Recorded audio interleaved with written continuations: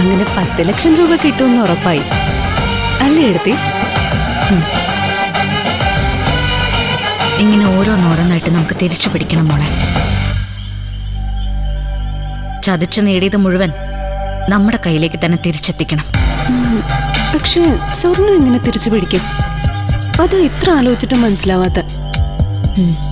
പിടിച്ചല്ലേ പറ്റും മോളെ. അതിനെന്തെങ്കിലും വഴി കണ്ടുപിടിക്കണം. മുത്തശ്ശിയുടെയും അമ്മയുടെയും മുൻപില് കോടീശ്വരനായിട്ട് അഭിനയിക്കുമല്ലേ ശരത്ത്. അത് നമുക്ക് ഗുണ. സ്വന്തം മുഖം മൂടി തകർന്നു വീഴാതിരിക്കാൻ ശരത്ത് എന്തും ചെയ്യും. ആ അവസരം നമ്മൾ പരമാവധി ഉപയോഗിക്കണം. ഏട്ടത്തി കൂടെ ഉണ്ടെങ്കിൽ എല്ലാം നേടാൻ പറ്റുമെന്ന് എനിക്ക് നല്ല ഉറപ്പുണ്ട്. ഏട്ടത്തി എന്റെ ബലം, പ്രതീക്ഷയും. ഞാൻ എത്ര കാലം ഇവിടെ ഉണ്ടാവുമെന്ന് എനിക്കറിയില്ല മോളെ. എന്നെ തകർക്കാൻ അണിയറയിൽ പലരും പലതും ചെയ്യുന്നുണ്ട്. അതിലൊന്ന് ഈ നടേശന്റെ മരണം. മരണവീട്ടിൽ വെച്ച് ചന്ദ്ര പെരുമാറിയത്